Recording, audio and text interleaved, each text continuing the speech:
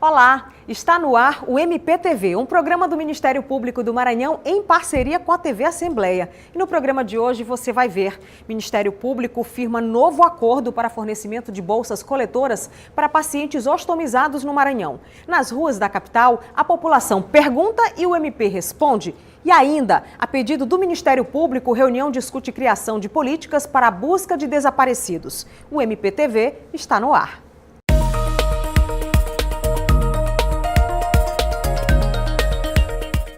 O Ministério Público do Maranhão vem acompanhando os problemas relacionados à falta das bolsas coletoras e já realizou audiência sobre a questão. Na semana passada, uma audiência pública, o Ministério Público firmou um novo termo de audiência sanitária com o município de São Luís, o Estado do Maranhão e a Associação dos Ostomizados do Maranhão, para garantir o fornecimento adequado de bolsas coletoras aos pacientes ostomizados do Estado usuários do SUS. Quem dá detalhes desse assunto é o promotor de justiça Herbert Figueiredo, titular da primeira Promotoria de Justiça de Defesa da Saúde de São Luís. Olá, promotor, seja bem-vindo ao MPTV. Muito obrigado pelo convite. Estamos dispostos a responder aos questionamentos que fizeram necessário para esclarecer esse tema de grande relevância e de interesse social. Promotor, o que motivou esse novo termo?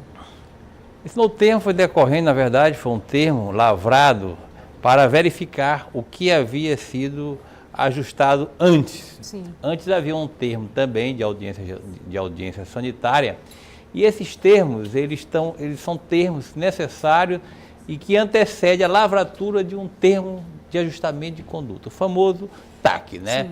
E esse TAC ainda não foi lavrado porque estamos dependendo da apreciação do tema, da questão do financiamento, da questão da responsabilidade. Quem vai se responsabilizar pela distribuição dessas bolsas em todo o estado, já que quem está disponibilizando hoje é a Secretaria, é o município de São Luís, através da Secretaria Municipal de Saúde, tendo em vista que esse assunto se estende para todos os municípios e o estado tem que descentralizar essa aquisição e essa distribuição dessas bolsas para que cada município entregue aos seus munícipes, né, e aos necessitados essas bolsas de colostomia. Promotor, para que o nosso telespectador possa entender melhor esse assunto, qual é a importância dessa bolsa coletora para esses pacientes ostomizados? Essa bolsa é uma forma justamente de fazer com que essas pessoas consigam viver com dignidade, tendo em vista que elas necessitam dessas bolsas por um motivo de doença, algum Sim. problema intestinal, né, abdominal. Elas precisam fazer uso dessas bolsas para fazer a coleta de seus dejetos orgânicos, né? Não só urina, também como fezes. O SUS garante a gratuidade de todas as bolsas coletoras? Garante porque o financiamento dessas bolsas, elas são feitas dentro do teto de órtese e prótese, né? Sim. Então há um financiamento para órtese e prótese, e dentro desse financiamento estão, assim como é de cadeira de roda, muletas, né? Olho anatômico, aparelho de ouvido auditivo, e outros tipos de prótese, estentes, tudo cai nesse orçamento, nesse financiamento de órtese e próteses. E qual é a regularidade da troca e a durabilidade, por exemplo, desse tipo de material? Isso vai depender do fornecedor. Se o fornecedor é bom, né, como nós temos trabalhado com 2, 3 fornecedores, Coloplast, né, e os fornecedores, essa bolsa, ela dura, em média, ela tem que ser trocada de 2 a 4 vezes ao dia, né? Dependendo da necessidade, dependendo dos pacientes, dependendo do tipo de bolsa, porque as bolsas não são só de um tipo, né? Sim. Nós temos bolsa de vários tipos, bolsa para criança, a bolsa dupla, dependendo dos dejetos a serem colocados. É maneira que hoje o município entrega, em média, 8 tipos de bolsas. Né? Para tudo isso é realizado um processo licitatório. E por último, geralmente é feito de caráter emergencial, porque as bolsas não, quando chega em novembro, já não dá mais para suprir a demanda do usuário, porque sempre se trabalha com um número necessário no início do ano E no final do ano, no decorrer do ano, obviamente que o número de usuários de bolsas aumentam. Inclusive, por exemplo, no novembro do ano passado a fevereiro de 2019 já houve uma suspensão, né, da entrega desse material. O Ministério Público acompanhou também isso aí, né? Qual foi o motivo?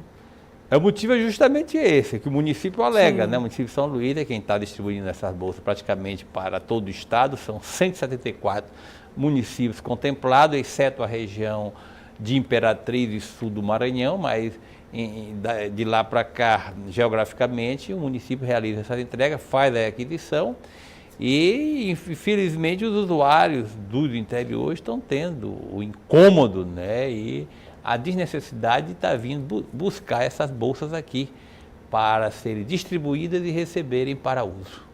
O senhor mencionou agora há pouco que o município de São Luís distribui 8 tipos de bolsas, são 174 municípios contemplados. Qual é a realidade dos pacientes no nosso estado? São mais de 500, mais de 1.000 pessoas utilizam esse tipo de insumo? Esse é um grande problema, porque os números da associação, da AOMA, que é a Associação dos Ostomizados do Maranhão, nunca coincide com o número do gestor, no caso a Secretaria Municipal de Saúde. Sim. A Secretaria diz que tem cadastrados para receber essas bolsas em número de 1.300 aproximadamente, 1.200 e pouco, dá quase 1.300 usuários para este ano de 2019. A OMA diz que são em torno de 1.800 necessitam dessa bolsa. Então, de maneira que, obviamente, como essa conta não fecha e nós temos aí uma diferença de cálculo quantitativa de quase 500 usuários, certamente nós vamos ter, no mês de novembro, que você falou, deste ano, o mesmo problema ocorrido no exercício financeiro de 2018.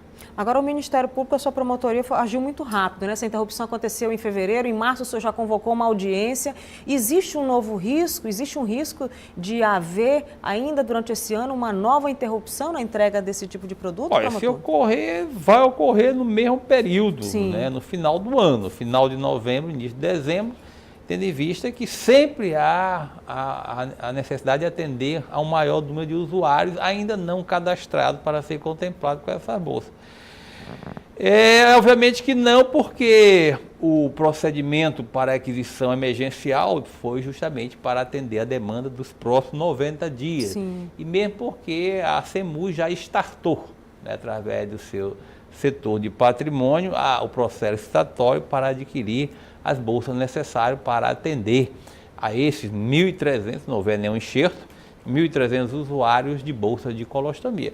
Agora, obviamente, que essa situação poderia, até indo um pouco mais adiante a sua pergunta, nós poderíamos estender essa pergunta no sentido de dar uma resolutividade ao problema, porque nós temos muitos usuários de bolsa de colostomia que já poderiam reverter o processo, né, de uso dessas bolsas, ou seja, fazer o procedimento de inversão para que eles voltem a ter uma vida normal e não mais precisem utilizar essas bolsas. Temos muitos usuários nessa situação. A SEMUS, juntamente com a Secretaria Estadual de Saúde, ficaram de realizar um levantamento justamente, mas me parece que gira em torno de quase 300 a 400 usuários que já tem possibilidade de reverter esse uso da bolsa e ter uma vida normal através de uma religação do intestino, né, do intestino com a parte de excreção do dejeto orgânico. Promotor, e qual foi o resultado dessa reunião que foi realizada na semana passada? Foi marcada uma nova audiência para verificar o cumprimento? O que ficou definido?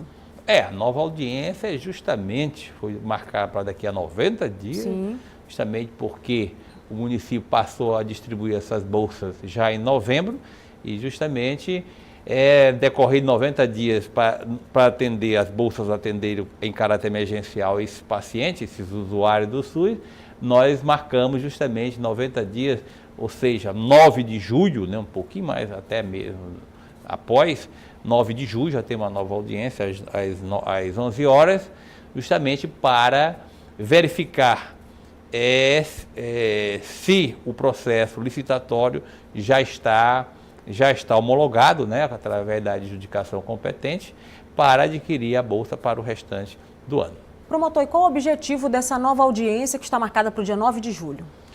Os 90 dias previstos nesta audiência para acompanhar o processo de que vai perdurar para a aquisição emergencial das bolsas e que durante esses 90 dias também deverá ser startado o processo de licitatório que deverá findar em 90 dias e também para que a CIB, a Comissão Intergestor Bipartite, reveja toda essa questão de financiamento das bolsas de colostomia, no sentido de avaliar melhor a questão, não só do financiamento, como também devolver aos demais municípios a responsabilidade em adquirir essas bolsas de colostomia para seu município, até mesmo porque nos municípios menores essas bolsas são diminuídas em menor número e muitas das vezes até mesmo cai naquele percentual de dispensa de licitação, ou seja, de R$15 mil. E o município de São Luís financia apenas a responsabilidade que realmente, efetivamente, é dele em distribuir as bolsas de colostomia apenas para o município de São Luís e não mais para todos os 174 municípios que fazem parte das regionais de São Luís, indo até Caxias, excluindo apenas o sul do Maranhão. Muito obrigada pelos esclarecimentos aqui no MPTV. Obrigado pela oportunidade. Estamos sempre abertos para prestar qualquer tipo de informação à TV Assembleia. No próximo bloco, a pedido do Ministério Público, reunião discute criação de políticas para a busca de desaparecidos. É um instante só.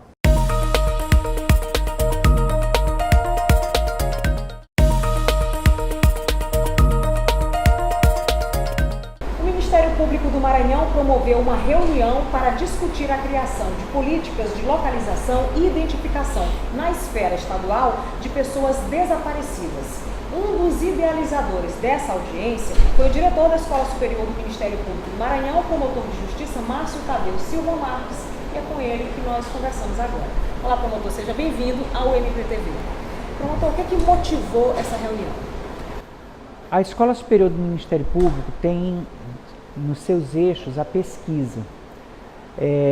Recentemente foi publicada a Lei 13.812, que trata da Política Nacional de Busca de Desaparecidos e do Cadastro Nacional de Pessoas Desaparecidas. Então, uma lei federal recente criou uma política pública sobre esse tema. O Ministério Público Brasileiro, entretanto, por iniciativa do Conselho Nacional do Ministério Público, desde 2017, vem desenvolvendo o chamado Sistema Nacional de Localização e Identificação de Pessoas Desaparecidas, que é o SINALID, que o MP maranhense aderiu e criou a sua responsabilidade de ter um programa de localização de pessoas desaparecidas. O que a escola percebeu é que não há um diálogo entre essas duas políticas públicas nacionais. E com um fato agravante, o governo federal, o presidente da República, ao sancionar a Lei 3.812, vetou o artigo que dava um prazo para que o governo federal começasse a executar essa política. Uma política que vai envolver os estados, que deve alimentar o cadastro, sob pena inclusive de não poderem receber transferências voluntárias da União para os estados. Então, a partir dessa constatação, a escola fez uma sugestão ao Procurador-Geral de Justiça, que acolheu e convocou uma reunião com vários setores, tanto internos do Ministério Público sobre o programa interno de localização, como externos, como a Polícia Militar, a Secretaria de Estado de Direitos Humanos e Participação Popular. E nessa reunião, nós identificamos conjuntamente a necessidade de uma revisão da questão relacionada ao próprio programa interno. Digo, por exemplo, hoje o representante do Ministério Público Maranhense no sistema é o CAOP criminal, pelo Dr. Cláudio Cabral, que ele próprio sugeriu que isso seguisse o resto do país e a própria organização dentro do CNMP e fosse essa representação transferida para o CAOP de Direitos Humanos. E externamente, a ideia é de criar um grupo de trabalho capitaneado pela Secretaria de Estado de Direitos Humanos e Participação Popular, para estudar a necessidade e a possibilidade de se levar ao governador do Estado uma proposta de uma lei para instituir uma política estadual de localização e identificação de pessoas desaparecidas. Essa perspectiva foi prontamente acolhida pelo secretário, que se comprometeu a criar esse grupo de trabalho, porque essa tem que ser uma política do Executivo.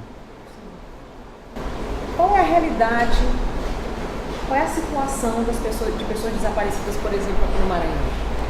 Empiricamente, a gente percebe essa gravidade, mas não há dados estatísticos oficiais confiáveis sobre isso. E eu digo isso porque a própria página de desaparecidos do Disque Denúncia, que é mantido pela Secretaria de Segurança Pública do Estado, apresenta, por exemplo, um número muito pequeno de pessoas registradas como desaparecidas, né? Num estado que tem quase 7 milhões de habitantes, você ter menos de 20 pessoas nessa condição, segundo esse link do Disque Denúncia, parece não corresponder à realidade.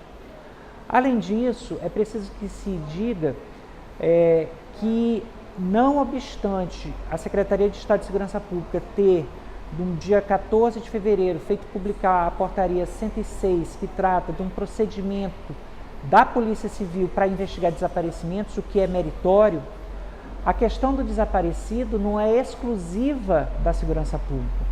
Quando desaparece um pai de família, que é arrimo dessa família, você cria uma situação de vulnerabilidade social e econômica em que a política de assistência social tem que estar preparada para enfrentar. Quando esse pai tem filhos, ou essa mãe desaparecida tem filhos pequenos, há uma questão jurídica de representação legal dessas crianças, que envolve a área da infância e da juventude, a necessidade de identificar, por exemplo, a possibilidade pelo Conselho Tutelar de aplicar medidas protetivas a esses pais ou responsáveis. A própria questão da desestabilização emocional dessa família, que gera uma demanda de saúde mental envolvendo o SUS, ou seja, é preciso que haja um alinhavo de todas essas políticas em torno desse tema, que é a razão da proposta da instituição dessa política estadual. Até para que, havendo essa rede trabalhando em conjunto, os dados possam ser confiáveis e eles possam ser usados, inclusive, para planejar medidas de prevenção de algumas formas de desaparecimento e que estão ligadas, em alguns casos, a situações de vulnerabilidade prévia, né? A populações que são ainda mais fortemente atingidas, idosos, crianças e adolescentes, pessoas com deficiência. E é preciso, então, ter um olhar específico para essa população, para a forma de atender seus cuidadores e da forma de recuperar as informações sobre o seu paradeiro. Quais seriam os motivos de desaparecimento, por exemplo? Também com base na experiência, né, eu volto a insistir, pela falta dessa base estatística confiável, o que se observa a partir de outros levantamentos é que há talvez um número muito significativo relacionado ao esgarçamento dos laços familiares, desde situações de violência, inclusive sexual ou psicológico ou física, a situações de intolerância, de negação da diversidade. Há também casos relacionados à questão da própria inserção na criminalidade. O Maranhão experimenta um fenômeno em vários lugares de juvenilização e feminilização das facções criminosas de uma forma cada vez mais precoce, e isso implica em atitudes de extermínio, de eliminação, em que os corpos são ocultos e, portanto, permanecem na condição de desaparecidos. E há também questões outras, inclusive de ordem econômica, né? Há pessoas que, por exemplo, são levadas no tráfico de pessoas para o trabalho escravo ou para a exploração sexual e até mesmo tráfico de órgãos. A questão é muito mais complexa e levou, inclusive, o nosso país a aderir a tratados internacionais como de combate ao tráfico de seres humanos e também as convenções sobre o desaparecimento forçado. Daí a importância também que foi tratada nessa reunião da reestruturação desse departamento de desaparecidos da Polícia Civil, né? Eu quero novamente insistir que a questão dos desaparecidos, ela é também da segurança pública. A portaria que foi estabelecida, ela é muito importante porque ela trata basicamente de como a polícia vai fazer essa investigação, mas ela não se esgota aí. O Departamento de Desaparecidos da Superintendência de Proteção da Pessoa e de Homicídios, ela tem a responsabilidade na Ilha de São Luís de fazer isso e ela precisa ser reestruturada e ampliada. Esse trabalho de investigação nas outras cidades cabe à Delegacia de Homicídios ou à Delegacia Local, Municipal. De toda maneira, é preciso que esse esforço não seja apenas da segurança pública, eu quero insistir nesse ponto, né? E o que o Ministério Público, que neste ano colocou como sua motivação o MP como indutor de políticas públicas, o que nós estamos fazendo é dialogando com o Executivo que tem essa obrigação para que essa política possa nascer e atender essas famílias e essas pessoas desaparecidas. Promotor, há alguns anos houve a identificação de 2 rotas no Maranhão de tráfico humano, uma em Alto Alegre e a outra em Açailândia. As pessoas desapareciam muito nesses locais. Essa questão do tráfico humano no Maranhão ainda é preocupante? É preocupante principalmente porque qualquer desaparecimento ele tem implicações muito grandes para aquela família, para a sua comunidade. O Maranhão ainda figura com indicadores muito ruins, né, porque elevados, tanto na questão da redução à condição análoga de escravo, como também na questão da exploração sexual, que são 2 vertentes que ocasionam e motivam esse tipo de crime, do tráfico de seres humanos. Promotor, e qual foi o resultado dessa reunião e qual o próximo passo? Por orientação do senhor Procurador-Geral de Justiça, a Secretaria de Assuntos Institucionais vai realizar uma avaliação do Programa de Localização e Identificação de Desaparecidos do próprio Ministério Público. No dia 14 de maio, o MP do Rio de Janeiro, que é o órgão gestor técnico do Sinalid, vai realizar uma capacitação. O Ministério Público do Maranhão vai enviar técnicos para essa capacitação nessa área. E do lado do Poder Executivo, o secretário de Direitos Humanos assumiu o compromisso de iniciar os estudos, já convidou o Ministério Público para participar desses estudos sobre a instituição dessa política estadual de localização e busca de pessoas desaparecidas. Promotor de Justiça Márcio Tadeu Silva Marques, diretor da Escola Superior do Ministério Público, muito obrigada pela entrevista e pelos esclarecimentos aqui no MPTV. Muito obrigado.